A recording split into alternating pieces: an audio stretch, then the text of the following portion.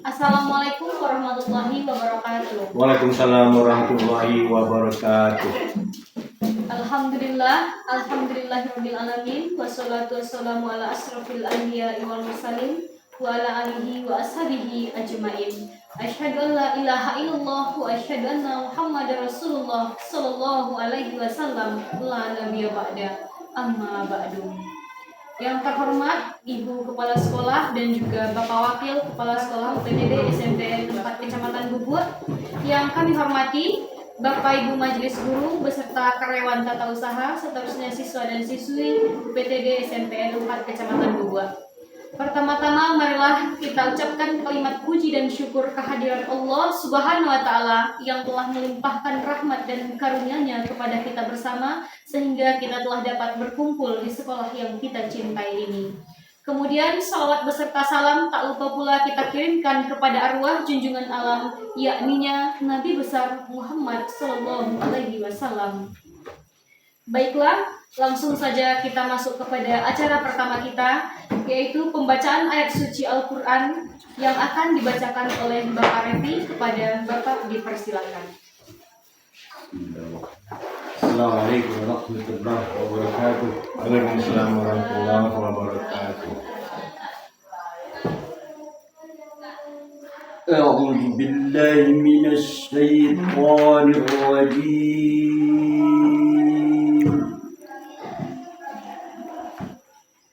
Bismillahirrahmanirrahim.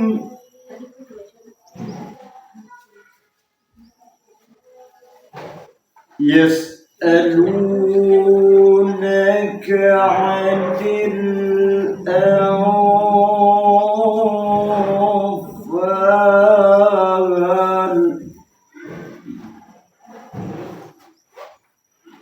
Yas'alunaka 'anil anfal,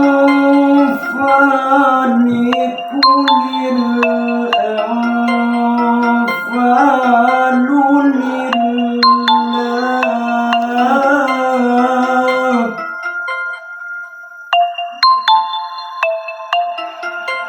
Qulil anfalu lillahi wa rasuli fattaqullaha wa aslihu dzata bainikum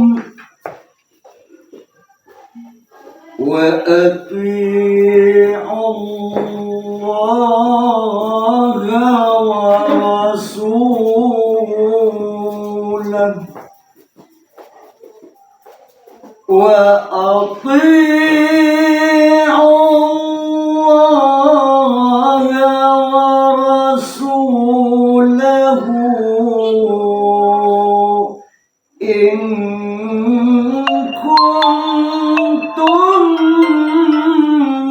mu'minin.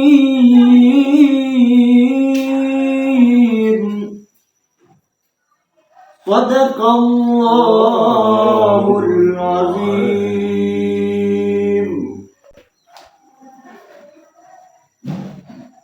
Baik, terima kasih kepada Bapak Revi yang sudah membacakan ayat suci Al-Quran. Semoga dengan pembacaan ayat suci Al-Quran tadi lancarlah acara kita dari awal sampai akhir. Amin, amin ya robbal alamin. Baik, untuk acara selanjutnya kita minta kata sambutan kepada Bapak Wakil Kepala Sekolah, kepada Bapak Muharni, dipersilakan.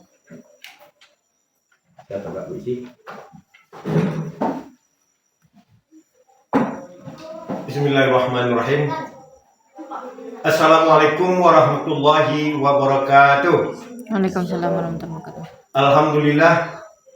Alhamdulillahirabbil alamin wassalatu wassalamu ala asrofil anbiya'i wal mursalin wa ala alihi wa sahbihi ajmain. Asyhadu an la ilaha illallah wa asyhadu anna Muhammadan abduhu wa rasuluh sallallahu alaihi wasallam la nabiyya ba'da amma ba'du.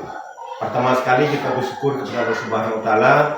Mudah-mudahan acara yang kita langsungkan pada pagi hari ini Mudah-mudahan diredoi dan direstui Allah Subhanahu wa taala dan hendaknya dapat hidayah dari Allah Subhanahu wa taala. Mudah-mudahan acara ini sukses dari awal sampai akhir.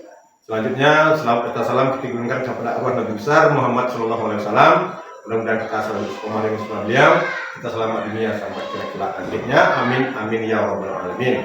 Pertama sekali yang kita hormati Bapak Ibu guru, terutama sebagai guru membawa acara hari ini adalah guru CGP. Nah, ya guru CGP. Mudah-mudahan acara yang dibuat pada hari ini akan memberikan suatu pencerahan bagi kita untuk mendengarkan dan memahami apa yang disampaikan nanti oleh guru CGP tersebut. Nah, dan kepada hadirin yang hadir pada hari ini, tentu kita menyimak secara sama apa-apa yang telah disampaikan nanti oleh guru penggerak tersebut, hendaknya menjadi suatu referensi bagi kita untuk menjalankan kegiatan sebagai tenaga pendidik dan pendidikan di sekolah SMP kita ini, yaitu UPTD SMP Negeri 4 Kecamatan Guruk. Mudah-mudahan apa yang dilihat nanti, apa yang disampaikan, apa yang kita dengar, ini menjadi suatu referensi bagi kita untuk menjadikan guru yang sukses nanti. Dan juga kita sampaikan semua yang kita terima pada hari ini hendaknya menjadi suatu hal yang baru bagi kita, tetapi kita bisa laksanakan dengan baik. Dan item-item jurnis-jurnis yang disampaikan hendaknya itu menjadi penambahan ilmu pagi kita pada pagi hari ini. Dan juga kami sarankan kepada guru penggerak, mudah-mudahan dengan kesehatan, dengan semangat, dengan kegiatan-kegiatan yang begitu padat, tentu kita doakan supaya guru penggerak ini jadi sukses dan sehat selalu. Mudah-mudahan apa yang dikerjakannya, apa yang dilaksanakannya, tentu hendaknya berhasil dengan baik dan akhirnya suatu hari nanti kita bisa berhasil menimba ilmu dari guru penggerak dan guru penggerak selalu sehat, dan ini yang kita harapkan pada pertemuan kita kali ini. Sekian, terima kasih. Wabillahi taufiq wal hidayah. Assalamualaikum warahmatullahi wabarakatuh. Dan terima kasih kepada Bapak. Baik, untuk acara selanjutnya kita masuk kepada acara inti, yaitu penyampaian diseminasi tentang penerapan budaya positif di lingkungan sekolah. Baik, kepada Ibu Susi Lestari Ningsih dipersilakan. Assalamualaikum warahmatullahi wabarakatuh. Waalaikumsalam warahmatullahi wabarakatuh.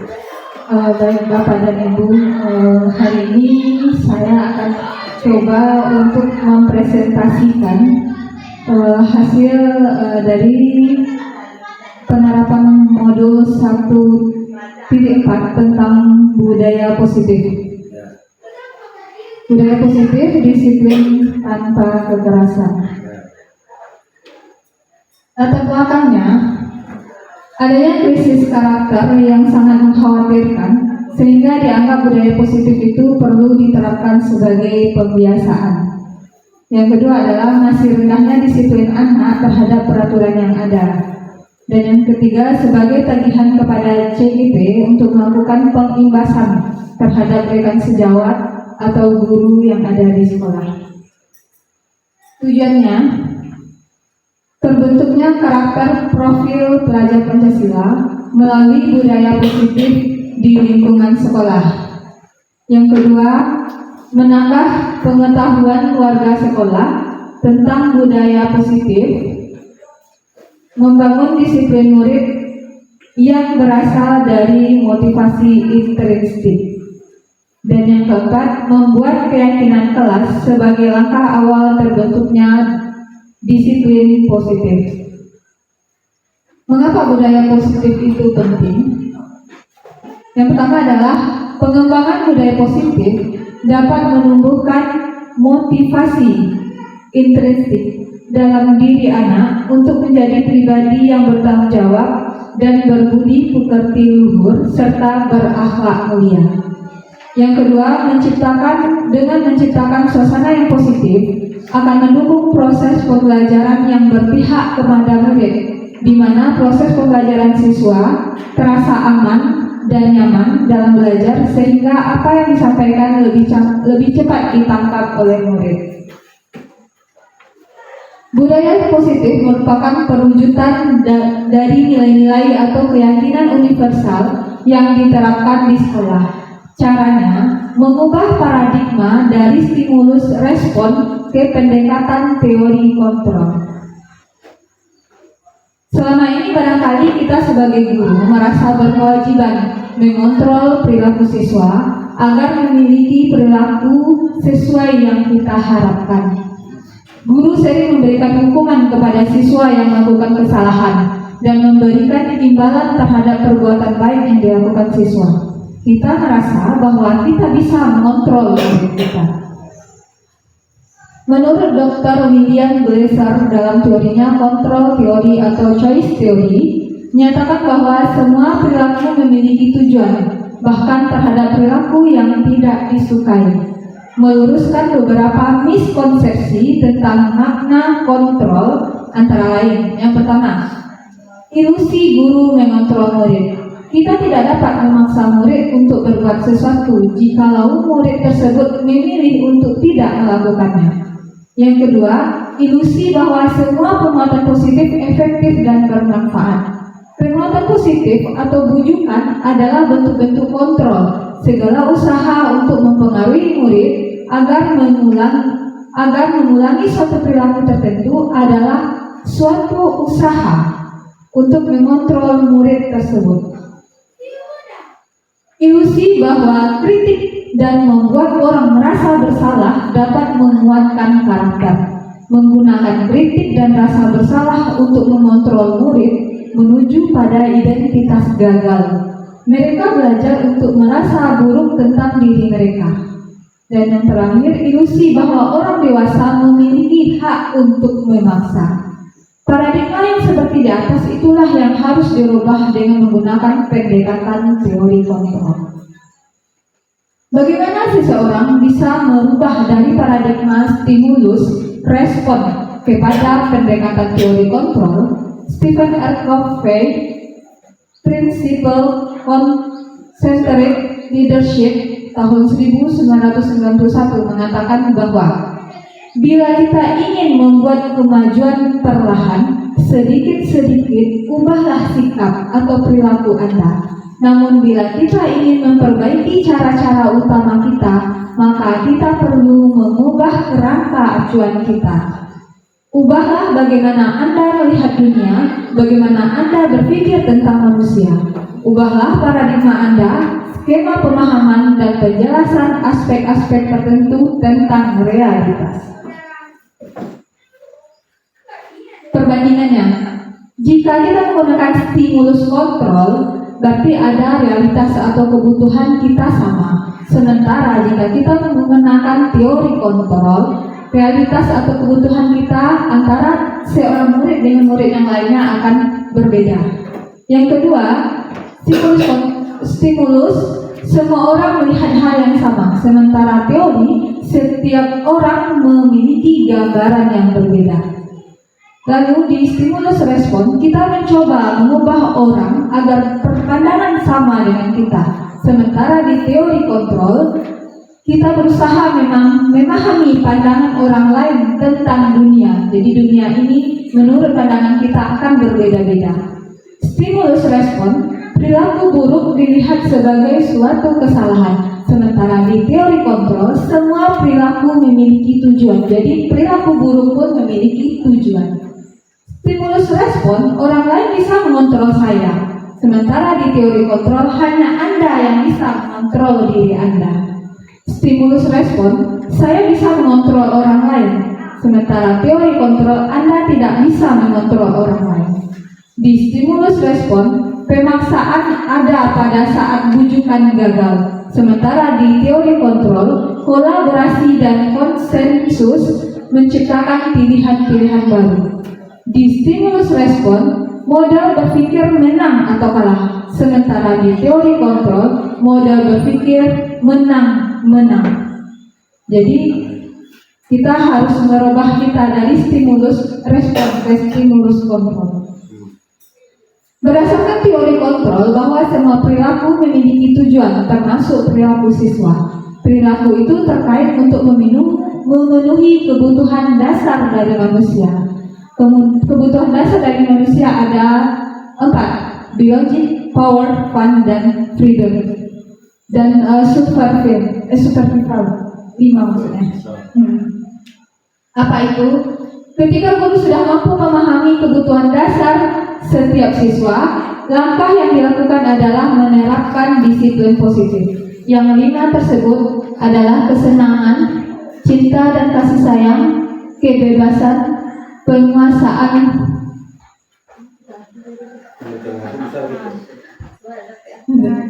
Oke. Disiplin itu apa sih? Nah, itu pertanyaannya ya Bapak Ibu. Disiplin itu apa sih? Bapak pendidikan kita, Ki Hajar Dewantara, menyatakan bahwa di mana ada kemerdekaan, disitulah ada disiplin yang kuat. Sungguh pun disiplin itu bersifat self-disiplin, yaitu kita sendiri yang mewajibkan kita dengan sekeras-kerasnya. Tetapi itu sama saja, sebab jikalau kita tidak cakap melakukan self-disiplin, wajiblah penguasaan lain mendisiplinkan diri kita. Dan peraturan demikian itulah harus ada di dalam suasana yang merdeka. Itu menurut Ki Hajar Dewantara, pemikiran konsepsi keteladanan sikap merdeka, cetakan kelima 2013 halaman 470. Tindakan pendisiplinan. Tindakan pendisiplinan akan menghasilkan sebuah motivasi. Motivasinya apa? Yaitu motivasi dalam bentuk intrinsik dan motivasi dalam bentuk ekstrinsik. Macam-macam motivasi. Apa itu motivasi intrinsik? Motivasi intrinsik adalah motivasi yang muncul dari dalam diri seseorang tanpa memerlukan rangsangan dari luar. Nah, itu adanya dari kesadaran dari dalam dirinya. Yang kedua adalah motivasi ekstrinsik, yaitu motivasi yang timbul dan berfungsi karena adanya pengaruh dari luar, yaitu dia adanya paksaan dan adanya mendapatkan pujian atau reward atau hadiah, maka akan muncul motivasi ekstrinsik. Sementara motivasi intrinsik karena kesadaran yang sudah ada dalam dirinya. Motivasi perilaku manusia menurut Diana Gonzalez. Yang pertama adalah untuk menghindari ketidaknyamanan atau hukuman. Contohnya, mendapatkan hukuman jika tidak mengerjakan PR. Yang kedua, untuk mendapatkan imbalan atau penghargaan dari orang lain. Contohnya, rajin belajar karena ingin mendapatkan pujian dari guru. Yang ketiga, untuk menjadi orang yang mereka inginkan dan menghargai diri sendiri dengan nilai-nilai yang mereka percaya. Contohnya, motivasinya bersifat internal karena ada kesadaran dari dirinya sendiri. Berarti adanya disiplin positif. Tujuan disiplin positif menanamkan motivasi kepada semua siswa kita agar mereka menjadi orang yang mereka inginkan dan menghargai diri sendiri dengan nilai-nilai yang mereka percaya. Waktunya kapan? Memang dalam waktu jangka panjang. Motivasi seperti ini berasal dari diri siswa itu sendiri. Disiplin positif dan nilai-nilai kebajikan universal. Disiplin positif adalah menumbuhkan disiplin yang didorong dalam diri anak tanpa hukuman dan hadiah. Nah, jadi disiplinnya itu didorong dari dalam diri tanpa adanya hukuman maupun sebuah hadiah. Disiplin positif adalah sebuah pendekatan yang dirancang untuk mengembangkan murid untuk menjadi pribadi dan anggota dari komunitas yang bertanggung jawab, penuh hormat dan kritis. Disiplin positif mengajarkan keterampilan sosial dan kehidupan yang penting dengan cara yang sangat menghormati dan membesarkan hati, tidak hanya bagi murid tetapi juga bagi orang dewasa, termasuk orang tua, guru, penyedia penitipan anak, pekerja muda, dan lainnya. Apa manfaat dari disiplin positif?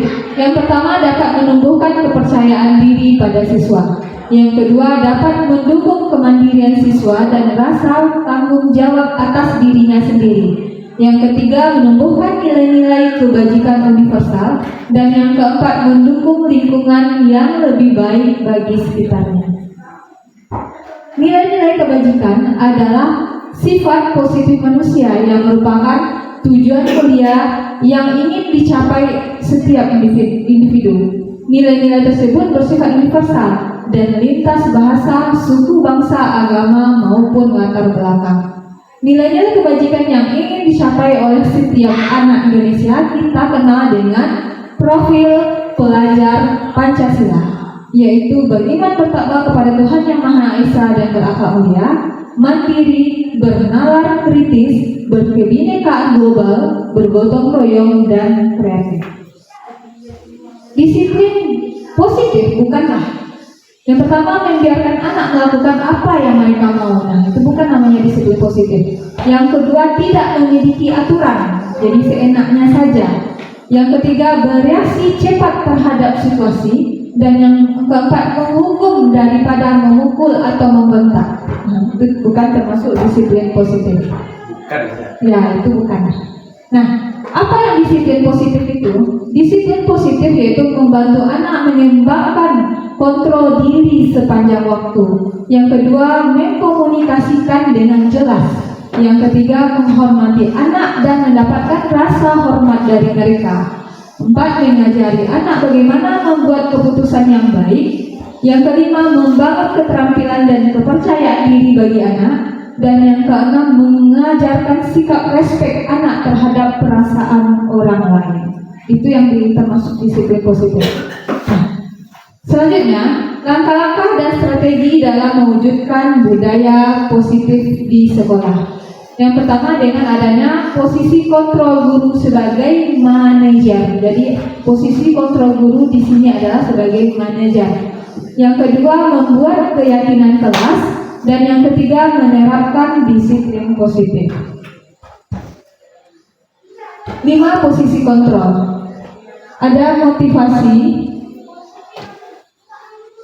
lalu ada identitas gagal, ada identitas berhasil atau sukses, dan ada identitas sukses kontrol diri. Nah, 5 posisi kontrol. Yang pertama, menghindari hukuman, ada penghukum, ada membuat orang merasa bersalah. Identitas berhasil suksesnya adalah teman dan pemantau, dan menghargai diri sendiri adalah sebagai manajer. Yang pertama kita lihat penghukum dulu. Guru berbuat menghardik dan menunjuk-nunjuk, menyakiti, menyindir. Nah, itu posisi kontrol guru sebagai seorang penghukum. Terus ada guru berkata, kalau kamu tidak melakukannya, awas ya, rasakan. Nah, itu posisi sebagai penghukum juga.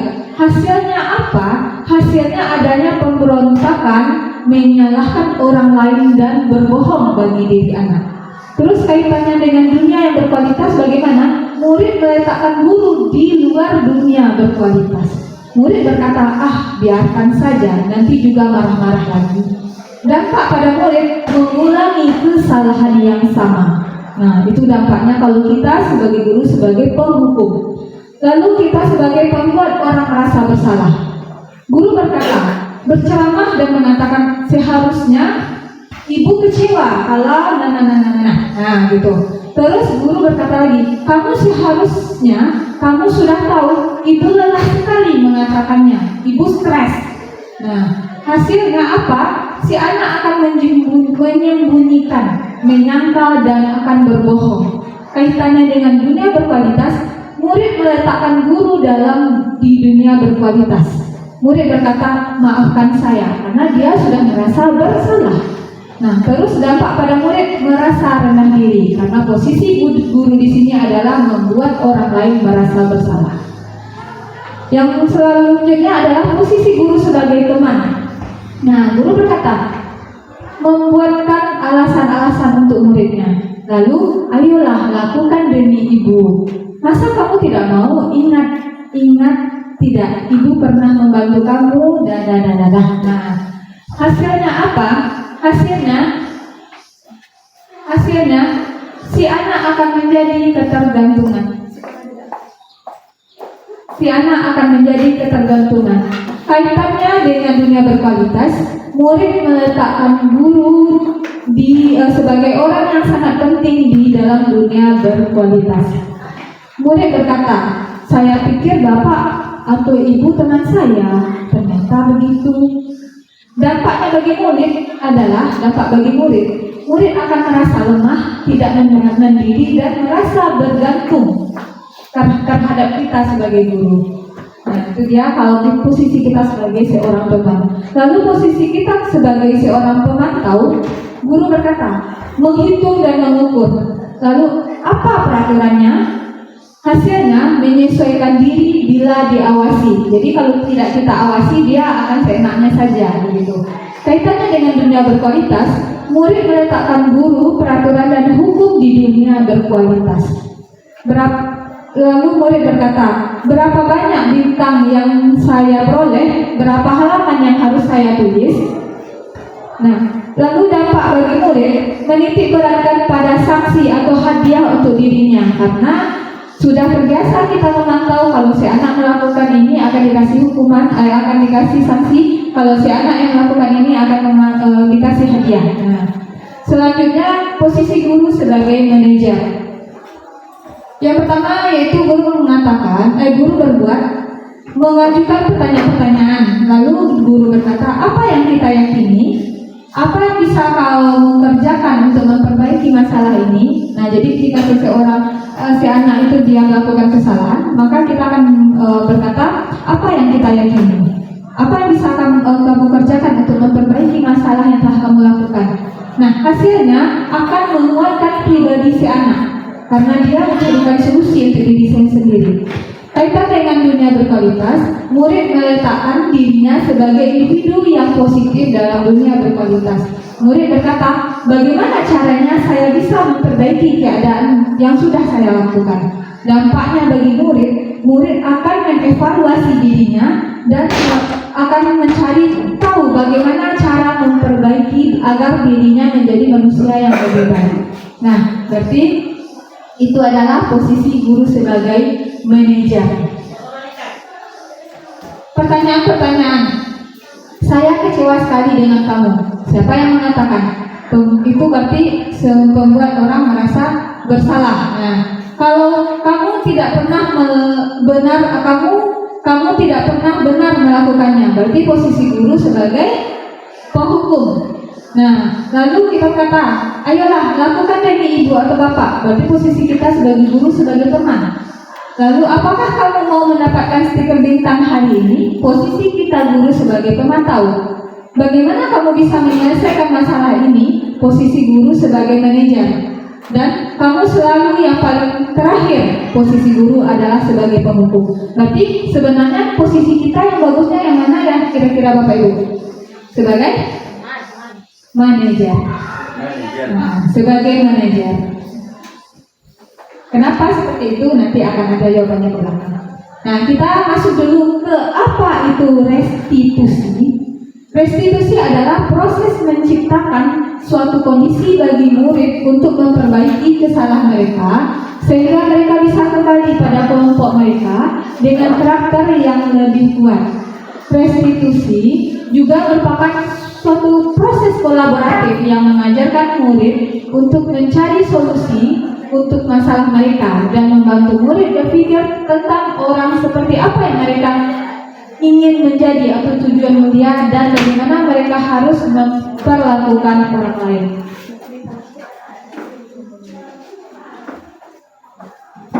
Sembilan ciri-ciri restitusi. Yang pertama bukan untuk menebus kesalahan, namun untuk belajar dari kesalahan. Nah, jadi ini restitusi ini kita sebagai guru akan menerapkannya kepada siswa kita. Yang kedua, memperbaiki hubungan. Yang ketiga, tawaran bukan paksaan. Yang keempat, restitusi menuntun untuk melihat ke dalam diri. Yang kelima, restitusi mencari kebutuhan dasar yang mendasari tindakan. Yang keenam, restitusi diri adalah cara yang paling baik. Yang ketujuh, restitusi fokus pada karakter bukan tindakan. Yang kedelapan, restitusi fokus pada solusi. Dan yang kesembilan, restitusi mengembalikan murid yang berbuat salah pada kelompoknya. Langkah-langkah dalam melakukan restitusi. Yang pertama, menstabilkan identitas. Yang kedua, validasi tindakan yang salah. Yang ketiga, menanyakan keyakinan. Nah, jadi Yang pertama, adakah cara yang lebih efektif untuk mendapatkan apa yang kamu butuhkan? Kamu tentu punya alasan kenapa kamu melakukan itu. Nah, jadi kita tanya dulu kepada si anak, kamu pasti punya alasan kenapa kamu melakukan itu. Nah, itu adalah pertama kita mulai dari menstabilkan identitas ya. Menstabilkan identitas, setiap orang kita harus punya keyakinan dulu. Setiap orang pasti pernah melakukan sebuah kesalahan. Nah, kamu bukan satu-satunya yang pernah melakukan kesalahan itu. Nah, jadi kita yakinkan kepada anak bahwa setiap orang pasti pernah melakukan kesalahan dan kamu bukan satu-satunya orang yang melakukan kesalahan itu. Lalu apa yang kita lakukan lagi jika si anak ini sudah yakin dengan hal itu? Yang kedua, melakukan validasi tindakan. Nah, validasi tindakan, kamu tentu punya alasan mengapa kamu melakukan. Nah, misalnya si anak ini mencuri nih. Nah, kamu pasti punya alasan kenapa kamu melakukan itu. Itu dulu pikiran positif kita. Lalu baru menanyakan keyakinan. Nilai-nilai apa yang telah kita sepakati sebelumnya. Lalu kamu ingin menjadi orang seperti apa. Nah, jadi dari apa yang mereka katakan, yang si anak katakan itu, dia akan mencarikan solusi terhadap dirinya sendiri. Misalnya dia dia mencuri. Kita tanyakan dulu. Nah, kenapa kamu mencuri? Lalu kamu pasti punya alasan yang mencuri. Nah, jadi kira-kira apa yang bisa kamu lakukan untuk mengubah perilaku kamu ini? Nah, kira-kira seperti itu. Untuk membuat anak yang merasa gagal karena berbuat salah menjadi positif terhadap dirinya, peserta didik diajak untuk tenang dan kembali ke suasana hati, di mana proses belajar dan penyelesaian masalah bisa kita lakukan. Nah, ini menstabilkan identitas. Guru berkata, berbuat salah itu hal yang manusiawi. Nah, jadi setelah anak mencarikan solusi terhadap dirinya sendiri tadi, maka kita menstabilkan identitasnya lagi. Kita berkata, berbuat salah itu adalah hal manusiawi. Tidak ada manusia yang sempurna. Bapak Ibu juga pernah berbuat salah. Kita pasti bisa menyelesaikan permasalahan ini. Bapak Ibu tidak tertarik untuk mencari tahu siapa yang benar dan siapa yang salah. Bapak atau Ibu lebih tertarik untuk menyelesaikan masalah yang sudah terjadi. Kalau kamu menyalahkan dirimu sendiri terus-menerus, apakah kamu bersikap baik pada dirimu sendiri? Nah, akhirnya dengan adanya hal ini, anak akan merasa bahwa oh iya, ternyata saya salah, tapi dia tidak merasa dikucilkan dalam kelompoknya. Membantu siswa mengenali kebutuhan yang ingin dipenuhinya ketika melakukan kesalahan itu. Pada dasarnya, setiap tindakan manusia tujuannya adalah memenuhi basic needs, apakah itu power, freedom, love, and belonging, fun, dan survival. Ini adalah validasi tindakan yang salah. Guru berkata, kamu bisa saja akan melakukan hal yang lebih buruk, tetapi kamu tidak melakukan. Kamu pasti punya alasan mengapa kamu melakukannya. Apa yang penting bagi kamu? Kamu boleh tetap berusaha menjaga sikap itu, tapi tambahkan sikap yang lain yang baru. Maukah kamu belajar cara lain untuk mendapatkan yang kamu butuhkan tanpa harus memukul? Apakah kamu bisa melakukannya dengan lebih baik di besok hari? Menanyakan keyakinan. Anak melihat kesalahannya dihubungkan dengan norma sosial dan nilai-nilai yang mendasari manusia berinteraksi dengan orang lain. Guru berkata, apa nilai yang kita percaya di kelas atau sekolah kita? Nilai-nilai universal apa yang telah kita sepakati? Nah, kelas yang ideal itu seperti apa sih? Kamu ingin menjadi anak seperti apa? Apa yang kamu rasakan? Ketika kamu melakukan itu, kamu menjadi orang yang seperti apa? Next. Nah, ada tindakan guru. Nah, ini ada tindakan guru. Bisa kita lihat di depan. Bahwa mencatat, misalnya ini anak berbuat salah, mencatat 100 kali dalam kalimat, saya tidak akan terlambat lagi. Nah, itu dalam bentuk hukuman. Lalu lari mengelilingi lapang basket, murid diminta untuk push up, menggantikan kertas tugas teman, dan sebagainya. Itu adalah termasuk hukuman ataupun konsekuensi. Nah, itu tindakan guru yang dilakukan. Nah, itu termasuk hukuman dan konsekuensi. Identitas hukuman. Nah, ada identitas sukses disiplin. Apa bedanya konsekuensi dengan restitusi? Nah, kita lihat lagi apa perbedaan konsekuensi dengan restitusi. Hukumannya sesuatu yang menyakitkan harus terjadi. Nah, kalau hukuman itu sesuatu yang menyakitkan itu harus terjadi. Kalau konsekuensi sesuatu harus terjadi. Kalau restitusi merupakan pilihan, boleh dilakukan, boleh tidak. Nah itu. Lalu tidak nyaman untuk murid atau anak untuk jangka waktu panjang. Itu kan hukuman. Kalau konsekuensi tidak nyaman untuk murid atau untuk anak dalam waktu yang pendek. Sementara restitusi menguatkan untuk anak dalam jangka waktu yang panjang. Jadi dirinya diberikan penguatan. Hukuman korban mendapatkan keadilan, ia memang mendapatkan keadilan. Konsekuensi korban bisa saja diabaikan.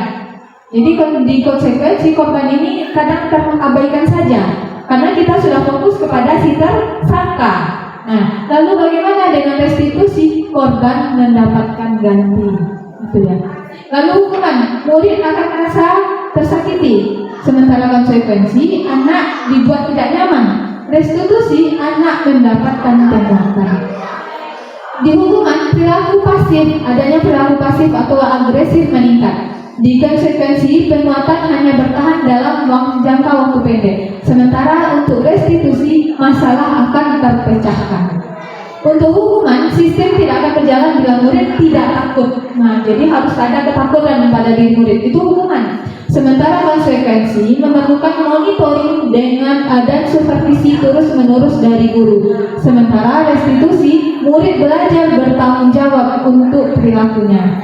Hukuman berlaku hanya pada sebuah institusi, tidak berlanjut pada kehidupan nyata. Sementara konsekuensi membantu penerapan mengikuti peraturan dalam masyarakat. Dan restitusi fokus pada pemecahan masalah dalam jangka waktu yang panjang. Hukuman peraturannya adalah ini, kamu harus ini. Nah, kalau untuk konsekuensi apa peraturannya? Mampukah kamu melakukannya? Nah, untuk restitusi, apa yang kamu yakini? Apa yang bisa kamu lakukan untuk memperbaiki kesalahan yang sudah kamu lakukan? Hukuman, murid atau anak akan membenci peraturan. Nah, jadi dia akan membenci, peraturan itu kok. Jadi itu namanya peraturan di hukuman. Lalu konsekuensi, murid akan menghormati peraturan. Iya, dia akan menghormati peraturan. Baik, kalau restitusi, murid atau anak menghormati dirinya dan orang lain. Jadi kira-kira mana yang bagus Bapak Ibu, hukuman, konsekuensi atau restitusi? Restitusi. Good. Keyakinan kelas. Nah, apa itu keyakinan kelas? Keyakinan kelas merupakan nilai-nilai kebajikan atau prinsip-prinsip universal yang disepakati bersama secara universal, lepas dari latar belakang suku, negara, bangsa maupun agama. Keyakinan akan lebih memotivasi seseorang dari dalam ataupun secara intrinsiknya. Ciri-cirinya bersifat abstrak daripada peraturan yang lebih rinci dan konkret. Keyakinan kelas merupakan pernyataan universal yang dibuat dalam bentuk kalimat positif. Yang ketiga, keyakinan kelas tidak dibuat dalam jumlah banyak sehingga mudah diingat dan dipahami oleh semua warga kelas. Yang keempat, keyakinan kelas merupakan sesuatu yang dapat diterapkan di lingkungan kelas tersebut. Lalu penguatan keyakinan melibatkan semua warga kelas melalui kegiatan curah pendapat. Dan yang terakhir, keyakinan kelas ditinjau kembali dari waktu ke waktu. Prosedur membentuk keyakinan kelas. Yang pertama, warga sekolah atau murid di kelas bercurah pendapat tentang peraturan apa yang harus disepakati di sekolah tersebut. Yang kedua, mencatat semua masukan dari warga sekolah di papan tulis atau di buku atau di kertas, lalu menyusun keyakinan kelas tersebut. Contohnya pembentukan keyakinan kelas. Gantilah pada kalimat negatif menjadi positif. Apa contohnya pada kalimat negatif? Kamu dilarang atau kamu jangan berlari di kelas atau koridor. Nah, itu keyakinan kelas kita dengan siswa kita misalnya. Diganti, berjalanlah di kelas atau koridor. Nah, itu akan lebih bagus. Lalu yang keempat, tinjau kembali daftar curah pendapat yang sudah dicatat. Kemungkinan masih ada pertanyaan negatif. Tinjau ulang keyakinan kelas secara bersama-sama. Penandatanganan keyakinan sekolah atau kelas tersebut termasuk guru dan semua warga atau murid. Dan yang ketujuh, keyakinan sekolah atau kelas selanjutnya bisa diletakkan di dinding kelas di tempat yang mudah dilihat oleh semua warga kelas. Nah, ini dia. Yang pertama dari budaya positif, lalu akan menghasilkan lingkungan positif, akan menghasilkan keyakinan kelas, dan akan nanti terakhir adanya peraturan kelas. Next.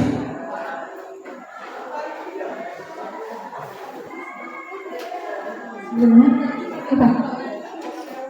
Next. Nah ini ada peraturan, selalu kembalikan buku ke tempatnya. Nah, untuk keyakinan kelasnya berupa apa? Berupa tanggung jawab. Dilarang mengganggu orang lain. Kira-kira menghormati orang lain. Nah, hadir di sekolah 15 menit sebelum pembelajaran dimulai. Ini peraturannya nih. Keyakinan kelasnya apa? Berarti menghormati orang lain atau berkomitmen. Dilarang melakukan kekerasan. Berarti keyakinan kelasnya keselamatan atau menghormati orang lain. Dilarang menggunakan narkoba, berarti keyakinan kelasnya adalah kesehatan. Bergantian atau menunggu giliran, keyakinan kelasnya menghormati orang lain atau bersabar. Yang lainnya adalah gunakan masker. Nah, keyakinan kelasnya adalah untuk kesehatan maupun keselamatan. Jangan berlari di kelas atau koridor keselamatan atau keamanan. Nah, ini disiplin positif, teori kontrol menurut Dr. William. Anda tidak bisa mengontrol orang lain, hanya Anda bisa mengontrol diri Anda sendiri. Ini akan menjadi makna disiplin, belajar kontrol diri dengan menggali potensi kita agar tercapai tujuan mulia, yaitu sesuatu yang menjadi seseorang yang kita inginkan berdasarkan nilai-nilai yang kita hargai. Lalu semua perilaku memiliki tujuan. Akan menghasilkan teori motivasi. Motivasi ekstrinsiknya untuk menghindari hukuman, dan yang kedua untuk mendapatkan imbalan. Motivasi intrinsiknya untuk menghargai diri sendiri, ada nilai kebajikan universal, dan terakhir menghasilkan keyakinan kelas. Mode berpikir menang dan menang dan menang.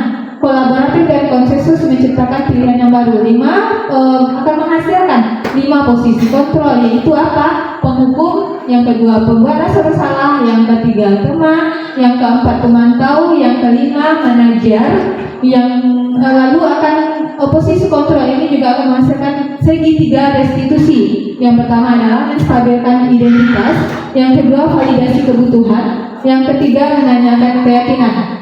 Dan terakhir adalah realita kebutuhan kita berbeda. Kita berusaha memahami pandangan orang lain tentang dunia. Setiap orang memiliki gambaran berbeda. Nah, ini akan menghasilkan 5 kebutuhan dasar manusia. Jadi seluruhnya ini akan menghasilkan 5 kebutuhan dasar manusia, yaitu bertahan hidup, penguasaan, kasih sayang dan rasa diterima, kesenangan dan kebebasan. Nah, demikian mungkin untuk presentasi saya tentang budaya positif pada hari ini, Bapak dan Ibu. Terima kasih untuk waktu dan kesempatannya. Demikian saya sudahi dengan wabillahi taufiq wal hidayah. Assalamualaikum warahmatullahi wabarakatuh. Waalaikumsalam warahmatullahi wabarakatuh. Ada yang bertanya?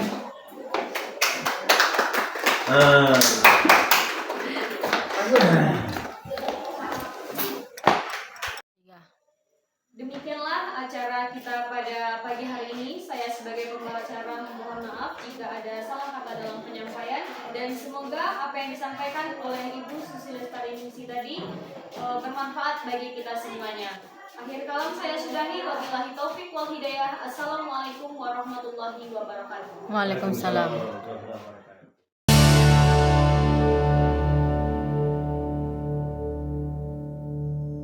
Nah, baik, untuk hari ini anak-anak ibu kita coba untuk membuat keyakinan kelas.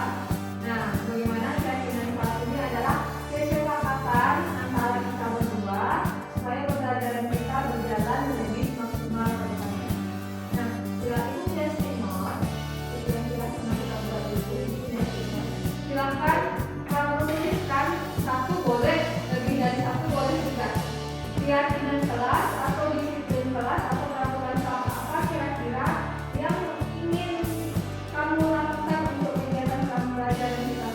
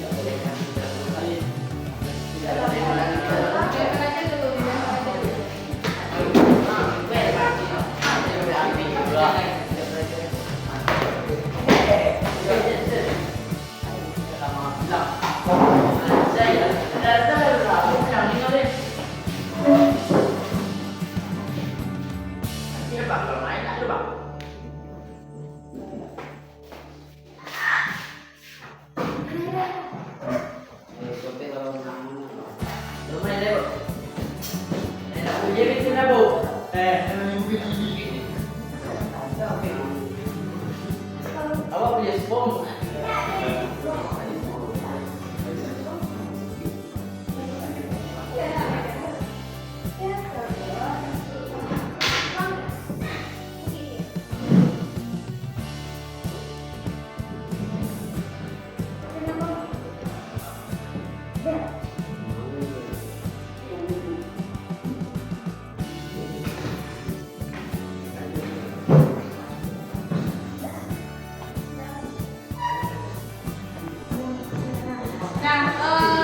Ini kamu sudah membuat keyakinan kelas yang rasanya menurut kamu akan kita sepakati. Di antaranya ada yang membahas tentang masalah tidak boleh makan atau kecuali minum air putih, berarti tidak boleh makan di dalam kelas, tidak boleh membawa makanan, terus masuk ruangan kelas dalam keadaan rapi, terus ada masalah jam pulang.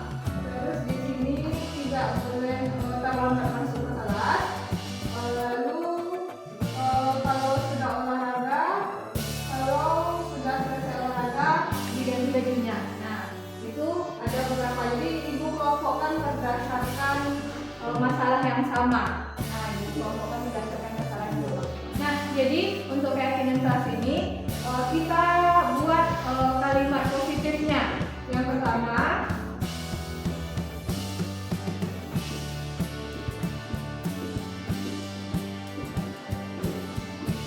kalimat positifnya tidak boleh makan di dalam kelas. Berarti kita jadikan di sini kalimat positifnya tidak boleh makan. Kita hilangkan kata tidaknya di sana. Berarti makan makanan pada jam istirahat ya. Makan atau makan makanan di luar ruangan kelas. Di luar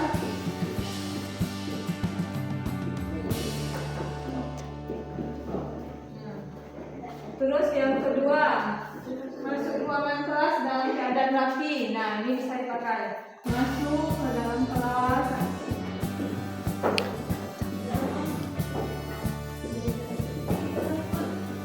dalam keadaan rapi.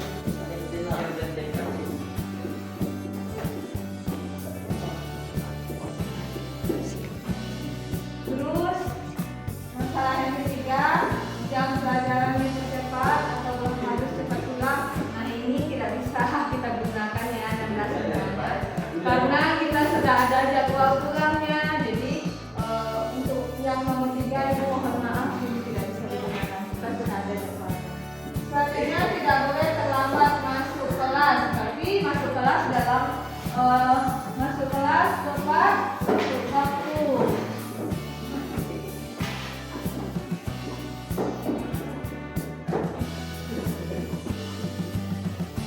Yang keempat, kalau sudah selesai olahraga, ganti bajunya. Nah, karena jam pertama kita jam olahraga, berarti kalimat positifnya adalah masuk ke dalam kelas menggunakan pakaian biru lengket ya. Biru bangkel. Biru bangkel. Putih dong ada. Biru boleh. Masuk kelas menggunakan pakaian Baju putih tirah aja, Bos. menggunakan seragam putih. Jadi kameramen. Tapi udah biasa. Oke, nah selesai ya, sepakat ya. Tidak. Baik, Harus. ini kesepakatan kelas yang dari kamu datangnya gitu. Dan keyakinan kelas ini mudah-mudahan bisa kita sepakati untuk berikutnya mata pelajaran ya. Baik, oke.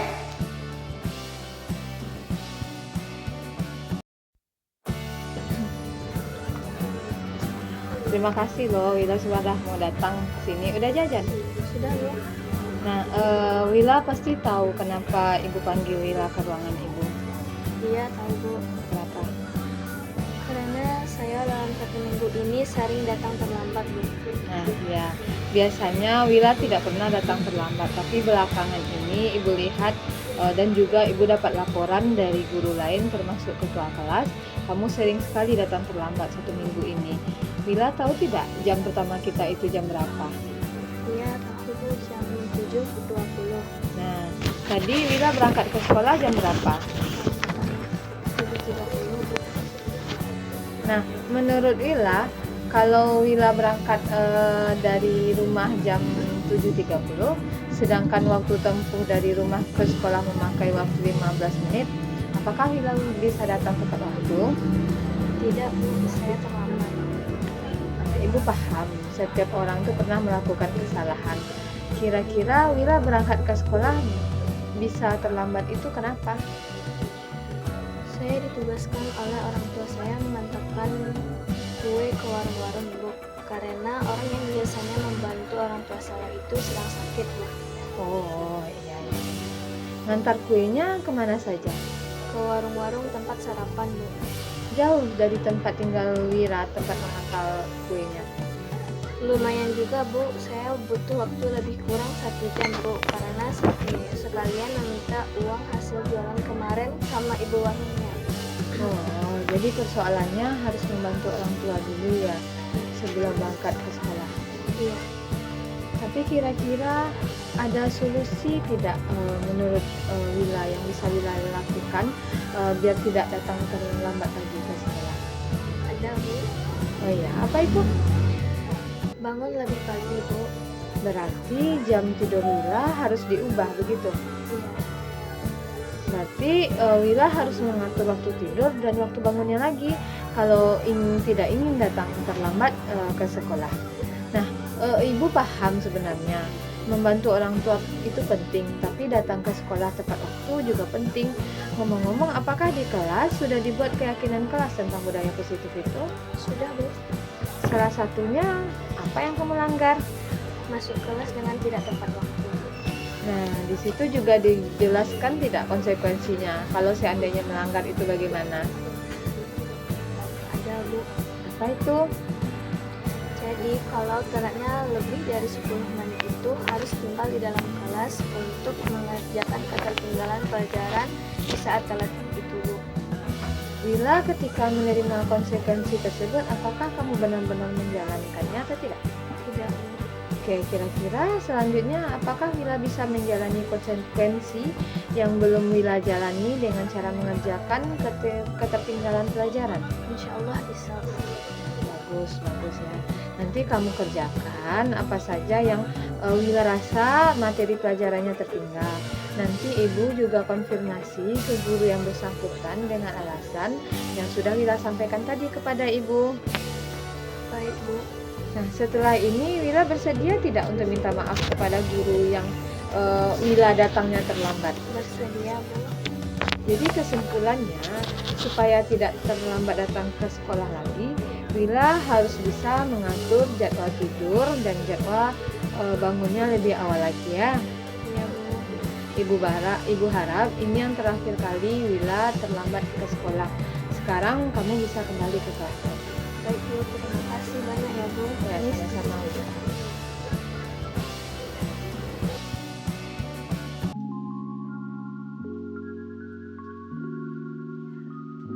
Saya Reno Winta Zuriati SPD, Kepala UPTD SMPN 4 Kecamatan Guguk. Sehubungan dengan presentasi yang sudah disampaikan oleh salah satu guru CGP di sekolah kami tentang budaya positif, saya selaku kepala sekolah menyampaikan apresiasi yang besar terhadap kegiatan ini. Kenapa? Karena dalam budaya positif yang disampaikan ini sangat membantu kepada peningkatan karakter siswa di sekolah kita. Yang mana di sini dalam presentasi ini disampaikan bahwa budaya positif ini harus diterapkan di sekolah. Jadi hal ini sangat membantu dalam program peningkatan disiplin di sekolah kita. Sehingga siswa di UPTD SMPN 4 Kecamatan Guguk, kami berharap punya perilaku yang positif, punya perilaku yang baik, dan punya karakter untuk menempuh kehidupannya di masa mendatang. dengan adanya presentasi dari CGP ke Majelis Guru yang ada di SMP 4 Kecamatan Guguak, ini akan memberikan pemahaman kepada semua guru yang ada di sekolah ini bagaimana tentang penerapan budaya positif. Sehingga dengan pemahaman guru tentang budaya positif, ini akan bisa nanti menerapkan budaya positif tersebut kepada siswa. Jadi dengan harapan dengan semuanya warga sekolah yang sudah menerapkan budaya positif dan memahami budaya positif ini, tentu akan berdampak secara luas kepada seluruh warga sekolah. Saya di sini nama Muharni SPD, mengajar di SMP Negeri 4 Kecamatan Guguak. Sekarang berada pada posisi sebagai wakil kepala sekolah. Setelah saya lihat presentasi tentang guru penggerak dengan judul presentasi budaya positif,